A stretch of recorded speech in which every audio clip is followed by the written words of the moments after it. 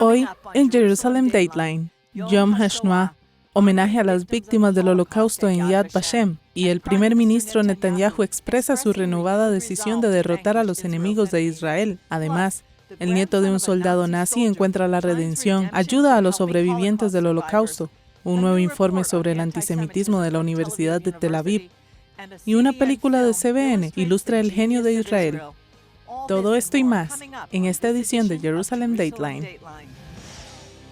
Hola y bienvenidos a esta edición de Jerusalem Dateline. Soy Julie Stoll.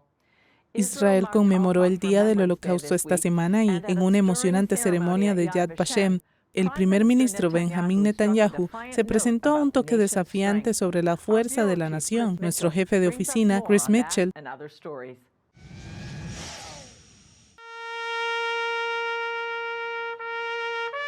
El día de conmemoración del Holocausto comenzó aquí en Yad Vashem, el monumento conmemorativo del Holocausto de Israel, donde se encendieron 6 antorchas para recordar a los 6 millones de judíos que perecieron en el Holocausto. 6 sobrevivientes del Holocausto encendieron las antorchas, cada uno con una historia sobre cómo sobrevivieron. El día de conmemoración de este año tuvo lugar 80 años después del fin de la Segunda Guerra Mundial y a la sombra del 7 de octubre, la peor atrocidad contra el pueblo judío desde el Holocausto. El primer ministro Benjamin Netanyahu declaró que Israel sobrevivió ese día y derrotará a sus enemigos.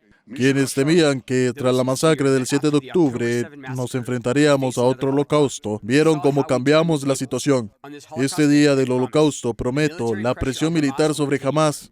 Destruiremos todas sus capacidades, devolveremos a todos nuestros rehenes. Derrotaremos a Hamás e impediremos que Irán obtenga armas nucleares. Luchar con vigor contra los regímenes fanáticos que amenazan el mundo entero y hacerlo de manera oportuna. Netanyahu también advirtió de la amenaza de un Irán nuclear. Esta es la principal lección del Holocausto. El régimen extremista de Irán es una amenaza para el destino y la existencia, no solo para nuestro futuro, sino para el destino y el futuro de toda la sociedad humana. Esto es lo que ocurrirá si obtienen armas nucleares. Israel ha sugerido que atacará las instalaciones nucleares de Irán a menos que Irán las destruya voluntariamente. Sin embargo, los negociadores estadounidenses que buscan un acuerdo para detener la búsqueda de un arma nuclear por parte de Irán están dispuestos a permitirles tener un programa nuclear civil. Si Irán quiere un programa nuclear civil, puede tenerlo, como lo tienen muchos otros países del mundo. Es decir, importan material enriquecido. El secretario de Estado Marco Rubio dice que Irán tendrá que dejar de enriquecer uranio, el material principal de una bomba nuclear. Pero existe una vía hacia un programa nuclear civil y pacífico si lo desean. Pero si insisten en enriquecer uranio, serán el único país del mundo que no tiene un programa de armas, entre comillas. Por eso creo que eso es problemático. A la luz del Holocausto y a la sombra del 7 de octubre, queda por ver si Israel sentirá la necesidad de destruir lo que considera otra amenaza existencial para su supervivencia. Chris Mitchell, CBN News, Jerusalén. Algo único sucede cada día en conmemoración del Holocausto en todo Israel. Es un honor nacional y tangible a las víctimas que perdieron a sus familias y sus vidas durante esa terrible época. Chris Mitchell fue al centro de Jerusalén para capturar el momento. Estamos en una de las intersecciones más importantes de Jerusalén. Esta es la calle Rey David, Eren Heisod, Jabotinsky. Bueno, lo que sucederá en unos momentos se repetirá en todo Israel. Sonará una sirena de 2 minutos en honor al Día del Recuerdo del Holocausto. Esto comenzó a mediados de la década de 1950 y continúa hasta el día de hoy. Esta sirena conmemora a los 6 millones de judíos que murieron en el Holocausto. Y aquí estamos, 80 años después del Holocausto. También conmemoramos a la sombra del 7 de octubre cuando 1,200 israelíes fueron asesinados, la peor atrocidad desde el Holocausto. Así que pueden imaginarse cuántas personas se han visto afectadas por el Holocausto. Hijos, nietos, bisnietos, todos viviendo a la sombra del genocidio más horrible de la historia de la humanidad. Y esta es una forma maravillosa. Verán a la gente de pie, verán coches deteniéndose, verán a la gente bajando de sus coches y parándose junto a ellos. Todo para conmemorar, para recordar a los 6 millones de personas que perecieron en el Holocausto.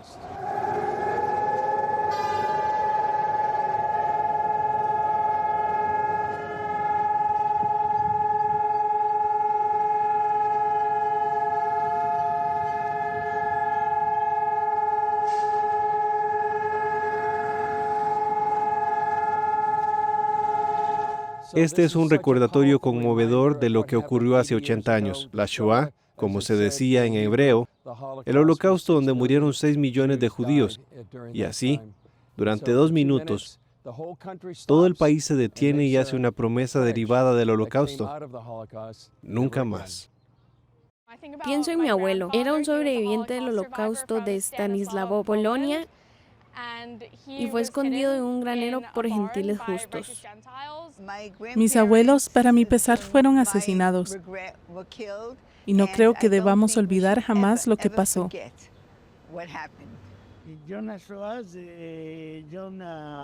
El día del recuerdo del holocausto me conmueve profundamente, porque parte de mi familia murió en el holocausto. Es un día terrible y difícil para todo el pueblo de Israel.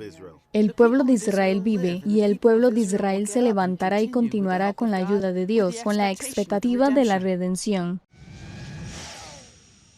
Con tanta atención esta semana en las terribles pérdidas del holocausto, surge la pregunta, ¿puede haber redención para las generaciones posteriores? ¿Las decisiones de tus antepasados tienen que definirte? El hombre de nuestra siguiente entrevista decidió que, para él, es nieto de un soldado nazi y me explicó qué lo motiva a ayudar a los inmigrantes israelíes y a los sobrevivientes del holocausto. Aquí está su extraordinaria historia. Alexander Dietz, bienvenido a Jerusalem Deadline. Gracias. Naciste en Alemania. Sí. Creciste sabiendo un poco de historia y de tu país, aprendiendo en la escuela y luego te hiciste cristiano a los 20 años. Y entonces tuviste una gran sorpresa. Cuéntenos cuál fue. Una sorpresa muy grande. Mi abuelo tenía un regalo especial para mí. Y, ya sabes, mi abuelo me enseñó a montar en bicicleta, me enseñó a nadar. Por lo tanto, yo estaba muy cerca de él. Pero él quería darme sus medallas nazis como herencia. Y de repente, toda mi perspectiva de mi abuelo, ¿qué es eso? Quiero decir, todo esto, él nunca habló. En Alemania en general, la gente no habla del holocausto. Y esto fue un gran grito en mi corazón, en mi alma que escuché. Y a partir de ahí, ya sabes, comenzó mi viaje. ¿Y cómo afectó eso a su forma de ver al pueblo judío, al holocausto? Por supuesto, cuando llegué a la fe, de repente vi, ¿qué es esto? Israel y Jerusalén. Y fue interesante. Y cuando esto sucedió, llegué al pasado, los 70 años, no los 2000 años, 70 años, y de repente me encontré con la responsabilidad de mirar hacia adentro. Y es el momento clave. Tenía un amigo de Israel que vino a los cristianos para hablar sobre el corazón de Dios para Israel. Y dijo algo profundo. Dijo, lo que el diablo quiso para mal, Dios lo convirtió. Puede volverse para bien, puede convertirse. Tu mujer también ha desempeñado un papel en esto, ¿verdad? Descubrió que en Israel hay 250,000 supervivientes del holocausto que siguen viviendo en Israel. Y son muy pobres porque vienen de la ex Unión Soviética. Cuando llegaron, lo perdieron todo. Cuando ser académicos y profesores y comenzaron limpiando retretes, fue una gran sorpresa. Así que fundamos una organización para invertirlo todo en ayudar a los ancianos, a los supervivientes del holocausto que fueron niños en el holocausto y que ahora han emigrado a Israel, y para apoyarles de diferentes maneras. ¿Y cómo le respondieron? Tengo ¿cómo decirlo? Manto de nieto, que hace más fácil para ellos relacionarse conmigo, al igual que con él, al lado, las viejas generaciones de ancianos de Alemania. Es realmente la pequeña brecha de nieto porque pueden diferenciar. Siempre dicen que no eras tú, y tengo que decir que sí, porque tenemos una responsabilidad y lo hacemos por libre voluntad. Así que nunca tuvimos rechazo y lo contrario, nosotros.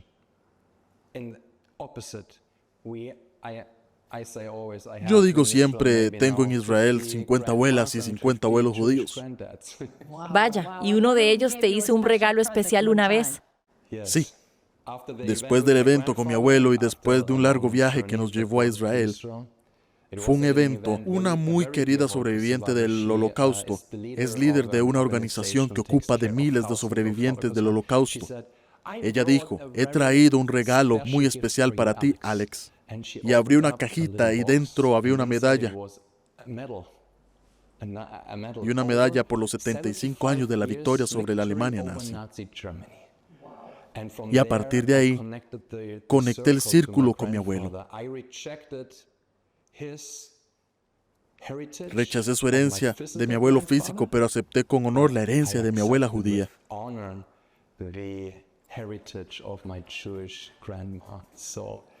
Y este fue un círculo que se cerró en cierto modo. Vi el propósito de que estemos aquí apoyando a Israel, apoyando a los ancianos del Holocausto, a los supervivientes, a la responsabilidad que tenemos como alemanes, como creyentes. Y esto es por lo que nos preparamos. Es una historia muy inspiradora. Muchas gracias, Alexander Dietz, por unirse a nosotros en Jerusalem Deadline. Gracias por recibirme.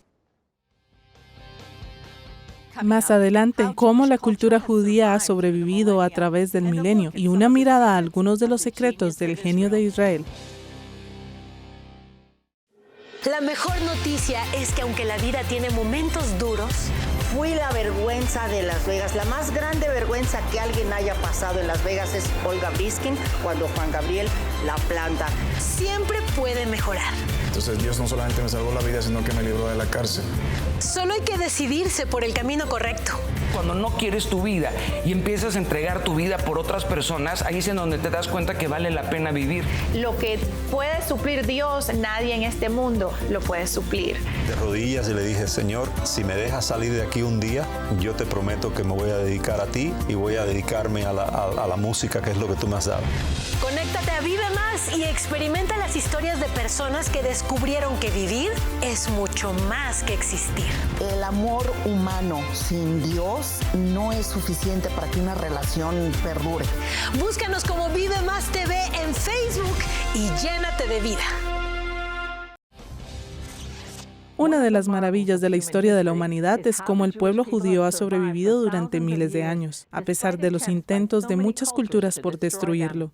CBN Films estrenó recientemente un documental que analiza este milagro de resiliencia. Se llama El genio de Israel, y la directora Erin Zimmerman le contó a Chris Mitchell más sobre él.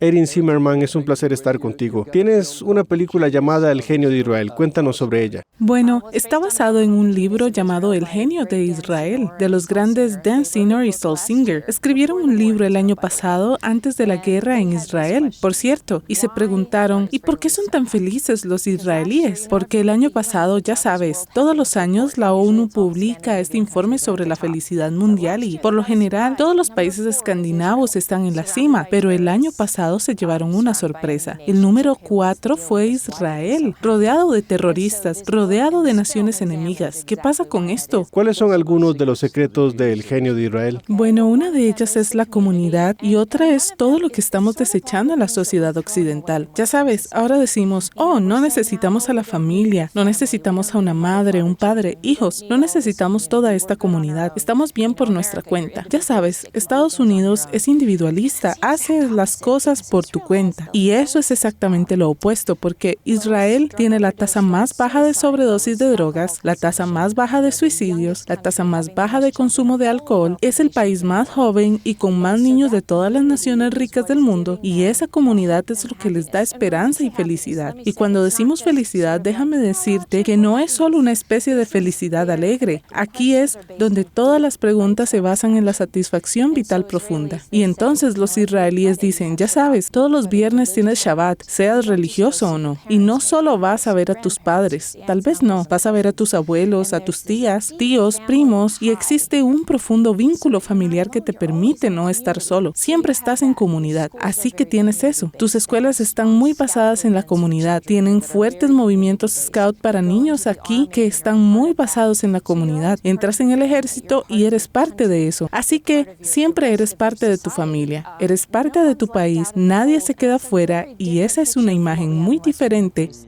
¿Cómo encaja Dios en esto, en su fe? Es realmente interesante.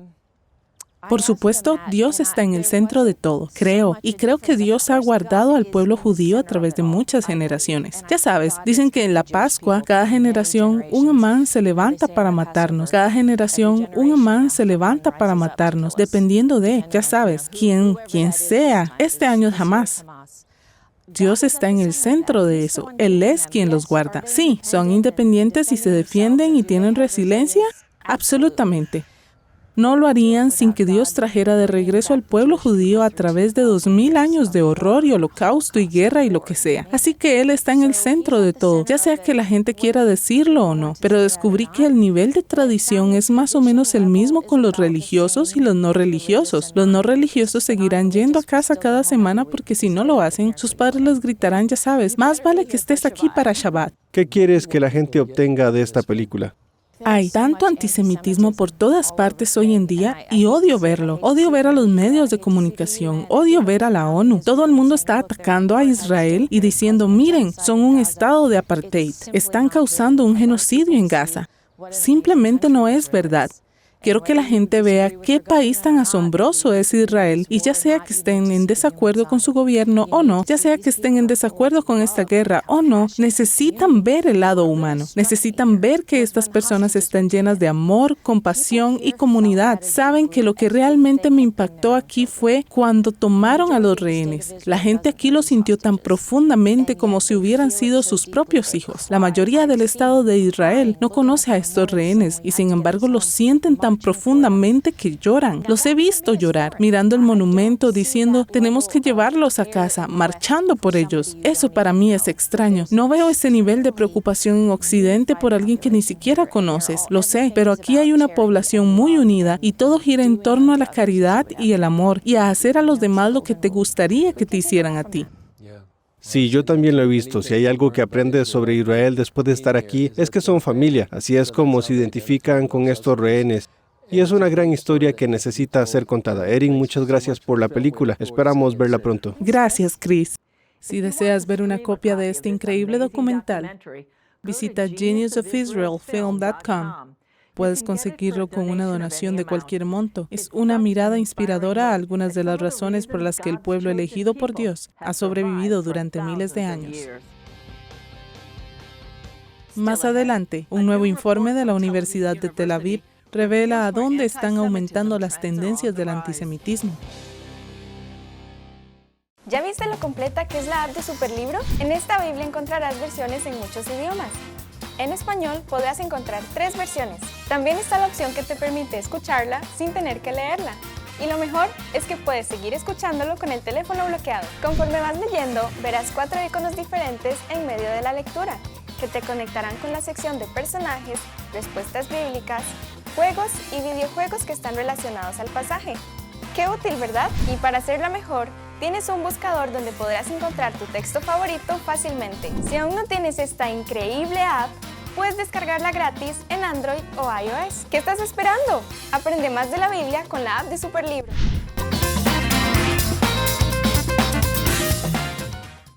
Disfruta en familia de historias de transformación, compasión y del poder de la fe para cambiar vidas. No te pierdas el programa y únete a Club 700 Hoy. En vísperas del Día de Conmemoración del Holocausto, la Universidad de Tel Aviv publicó un nuevo informe sobre el antisemitismo que se está manifestando a nivel mundial. Uno de los investigadores del Dr. Carl Juncker explicó más sobre la tendencia posterior al 7 de octubre en Australia, Estados Unidos y el resto del mundo. Dr. Carl Juncker, bienvenido a Jerusalem Dateline. La Universidad de Tel Aviv acaba de publicar un nuevo informe sobre la situación del antisemitismo. ¿Podría decirnos cuáles son algunos de los puntos destacados de ese informe? Quizás alguno de los aspectos más impactantes. Sí, las principales conclusiones del informe fueron que la ola antisemita global y los incidentes ocurrieron justo después del 7 de octubre. Entre octubre y diciembre del 2023 y luego disminuyen lentamente a lo largo de 2024. Dicho esto, los niveles de antisemitismo se mantuvieron más altos en 2024 que antes del 7 de octubre. ¿Puede decirnos dónde está aumentando el antisemitismo? Los dos países que presentaron los hallazgos más alarmantes en el informe fueron Australia e Italia. Australia registró un aumento del triple en el número de incidentes entre 2022 y 2024. Esto fue particularmente impactante, dada la reputación de Australia como un país acogedor y moderado, lo cual nos llamó mucho la atención. Además, en Italia, observamos un aumento en el número de incidentes especialmente relacionados con la guerra en Gaza. ¿Y qué hay de Estados Unidos? ¿Cómo le va? En Estados Unidos y Canadá, observamos aumentos moderados en los niveles de antisemitismo. No hubo grandes picos en cuanto al número total de incidentes entre 2023 y 2024. Pero, como dije, en Canadá, Estados Unidos y otros países, los niveles observados en 2024 siguen siendo más altos que antes del 2023. ¿Y cómo están las fuerzas de seguridad, la policía lidiando con esto? ¿Lo están abordando adecuadamente? Bueno, las fuerzas del orden se enfrentan a muchos desafíos. Se enfrentan a muchos desafíos al abordar los delitos de odio general. Y lo que hemos descubierto en nuestro estudio es que el número de denuncias no siempre conducen a arrestos. Hay una cantidad insignificante de denuncias que resultan en arrestos y pocas resultan en procesamientos y acusaciones formales. Esto es lo que encontramos en ciudades como Toronto, Nueva York y también en Londres. Lo que se puede hacer al respecto, en primer lugar, una aplicación más rigurosa de las leyes vigentes, los libros y luego el papel de la educación. Los agentes y las fuerzas del orden necesitan saber qué identificar, qué constituye antisemitismo. Y cuanto más vemos activismo anti-israelí que se mezcla con el antisemitismo o se vuelve antisemita, más difícil se vuelve para la policía y las fuerzas del orden identificarlo. ¿Qué hay detrás de esto? ¿Qué crees que hay detrás de este aumento del antisemitismo? O sea, sigue siendo muy alto. Bueno, al igual que vimos inmediatamente después del 7 de octubre, también lo vimos en mayo de 2021, durante la pandemia de COVID-19. Siempre hay una crisis global o en Israel. Solemos ver un aumento asociado. Sin embargo, la intensidad que vimos justo después del 7 de octubre no tuvo comparación en décadas anteriores ni en la historia. ¿Qué crees que se podría hacer para erradicar esto, para detenerlo? ¿Se trata de la educación infantil? ¿De dónde proviene? La educación debe ser prioritaria para seguir educando a la gente, para concienciar sobre los peligros del antisemitismo, para concienciar de que el odio contra los judíos no se limita a ellos, sino que se extiende a otras minorías. Si los judíos se ven amenazados, también lo son otras minorías, religiosas o étnicas. Y vemos que esto supone un desafío para la propia esencia de las democracias. Cuando esto ocurre, el nivel de democracia o su fortaleza se debilita. Porque si un grupo no puede practicar su fe y vivir libremente, otro tampoco puede. Al volver de la pausa, una nueva generación aprendiendo sobre el Holocausto a través de la realidad virtual. La mejor noticia es que aunque la vida tiene momentos duros, fui la vergüenza de Las Vegas. La más grande vergüenza que alguien haya pasado en Las Vegas es Olga Briskin cuando Juan Gabriel la planta. siempre puede mejorar. Entonces Dios no solamente me salvó la vida, sino que me libró de la cárcel. Solo hay que decidirse por el camino correcto. Cuando no quieres tu vida y empiezas a entregar tu vida por otras personas, ahí es en donde te das cuenta que vale la pena vivir. Lo que puede suplir Dios, nadie en este mundo lo puede suplir. De rodillas y le dije, Señor, si me dejas salir de aquí un día, yo te prometo que me voy a dedicar a ti y voy a dedicarme a la música, que es lo que tú me has dado.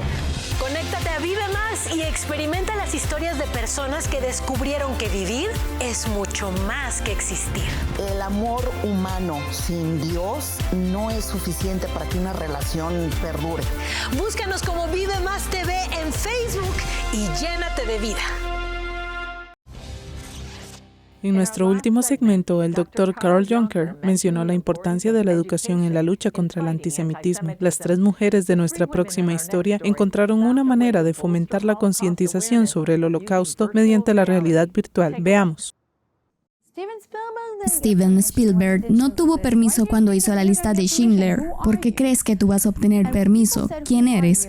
Cuando la gente decía quiénes son, recuerdo que miré a Chani, mi amiga, y le dije, somos hijas de Dios, y empezamos a orar. Tuvimos un milagro. Conseguimos permiso para filmar en Auschwitz durante el COVID, durante 3 días. 3 cineastas ultraortodoxas se embarcaron en esta producción por su pasión a su comunidad. Los judíos ortodoxos optan a menudo por apartarse de la sociedad mayoritaria y no permiten que sus hijos viajen solos al extranjero, por lo que rara vez experimentan la realidad de estar realmente en Auschwitz. La mayoría de los estudiantes de Israel van a Polonia a los 17 o 18 años, pero en la comunidad ortodoxa eso no ocurre. Nosotros no vamos. Yo vivía en un pueblo con mucha gente. Cuando volvieron con esa experiencia súper poderosa que tuvieron, de repente sentí que me había perdido algo. Tengo 6 hijos. Como madre puedo entender que la gente no quiere enviar a los adolescentes fuera del país sin ellos. Cohen cuenta cómo la tecnología intensificó la sensación de estar sola, así como de sentirse rodeado por las vistas y los sonidos de Auschwitz. La realidad virtual es una herramienta increíble. La primera vez que me puse los auriculares sentí que estaba allí. Auschwitz, cerrado por COVID, les dio permiso para filmar con drones. Así podríamos tener una toma de drones desde la montaña hasta la noche. Verás la película. Hay una parte en la que el dron entra en Auschwitz, sube y ves el enorme campo. Trabajamos mucho en el sonido de la película y en la música. Puedes oír a la gente que está en el tren tosiendo y llorando, y el sonido de los bebés llorando. Y eso es algo que no puedes ver cuando estás sobre el terreno. Cuando volvimos, todo el mundo quería verlo. Ultraortodoxos, ortodoxos, no ortodoxos, en absoluto, cristianos y musulmanes, todo el mundo. Aunque Cohen y su equipo hicieron esta película para su comunidad, esperan que tenga un alcance mucho mayor. Un primer paso hacia ese objetivo se dio en enero, cuando lo estrenaron en Londres. Esta es una de las más grandes ideas para educar a las próximas generaciones sobre el Holocausto. Más de 70,000 israelíes han experimentado este fenómeno de realidad virtual. Cohen planea llevarlo a Estados Unidos a finales de este otoño.